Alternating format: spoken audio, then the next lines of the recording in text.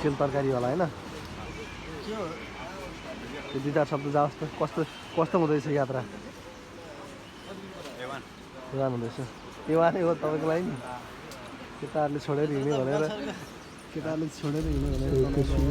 त्यो ताजा सेल खाइसकेपछि त्यसको खोला ठुलो पनि गर्दै हाम्रो यात्रा यहाँबाट अगाडि बढ्नेछ त्यसुली खोला त्यसुलीको किनार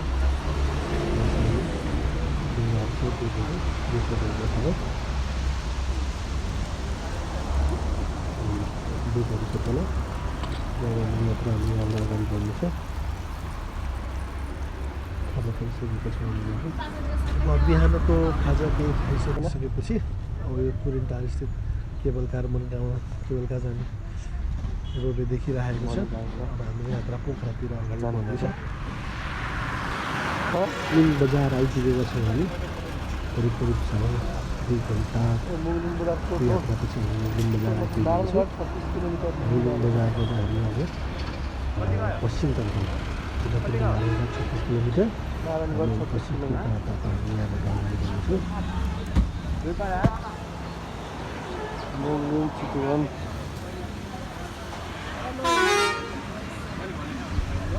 र अब यो त्रिशुली खोला जुन यो पुल पुरानो छ यसको आफ्नो छुट्टै एउटा सभ्यता छ हाम्रो यो अब यो पश्चिमदेखि काठमाडौँ आउनुपर्ने सम्पूर्ण यात्रु मार्गको लागि यही पुल हाम्रो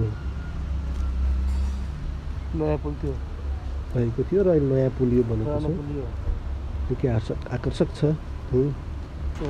पुलमा केही बेरको चाहिँ फेरि हामी हाम्रो यात्रालाई यहाँबाट अगाडि बढाउँदैछौँ यही बेला हामी यहाँ विश्राम गर्छौँ विदा लिन्छौँ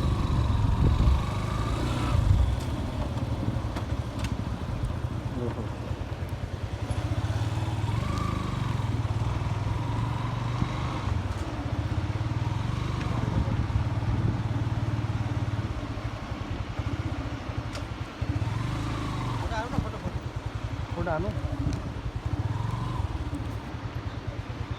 यो लठा भाँच्यो भने के हुन्छ कहिले यस्तो ठुलो नि त नेपाल चुडियो भने के हुन्छ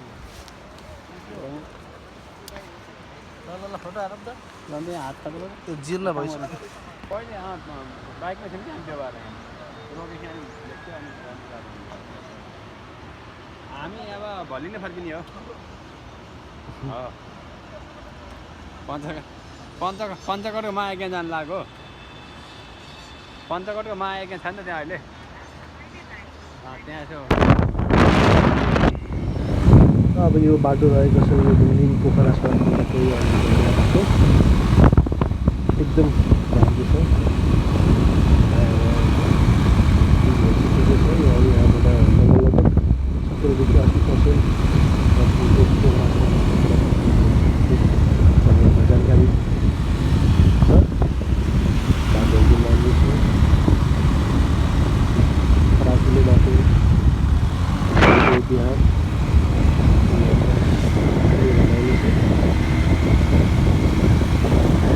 बाटो चाहिँ मजाकै बनेको छ तपाईँको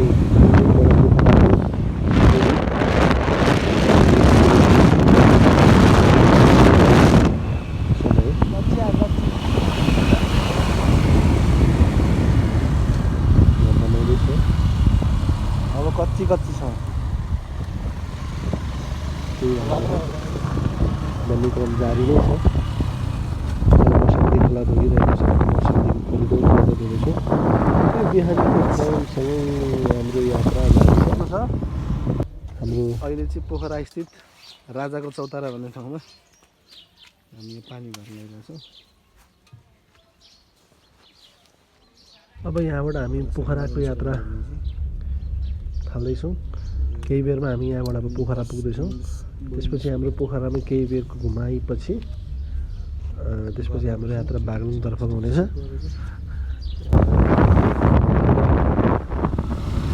पोखराको सहर छिर्ने एउटा यो बाटो जुन अर्को बाटो जुन मेन बाटो बनाएर भएर हामी भित्रको बाटो आएको छौँ त्यही भएर हामी यहाँबाट हाम्रो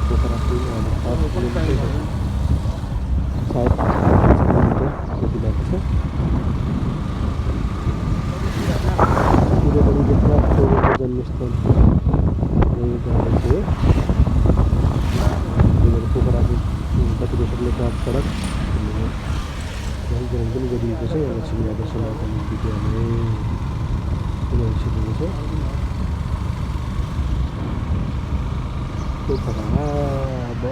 पोखराको यो मेन वेलकम टु पोखरा। हाम्रो पोखराको आइपुग्नु भइसकेपछि हामी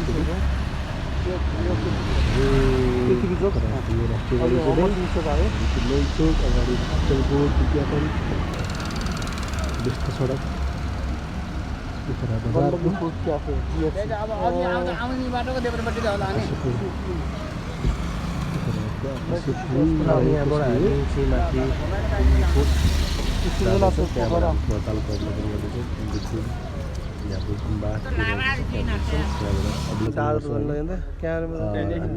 पुग्लीकोट आइसकेका छौँ।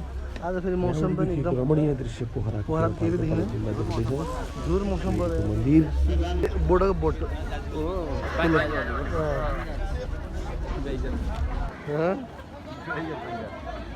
मन्दिर देखिँदो रहेछ नि होइन। उहाँ माथि होइन ऊ अघि हामी गएको ऊ अब होला त त्यहाँ हो कि यो त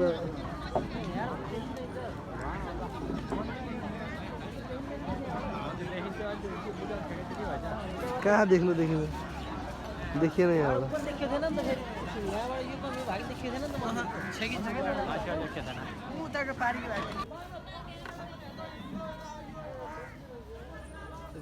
पोखराको फेवाताल भयो है।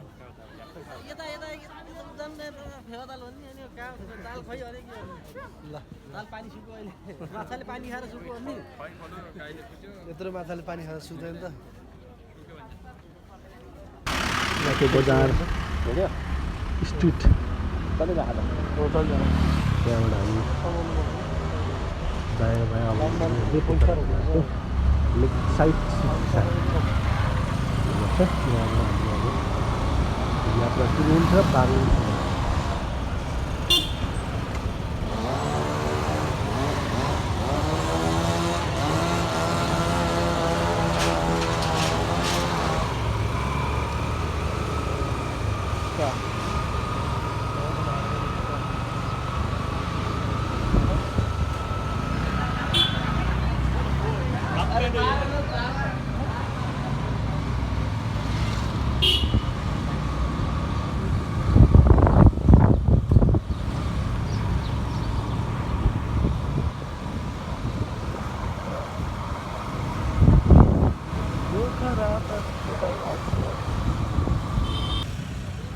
विन्ध्यवासिनी मन्दिर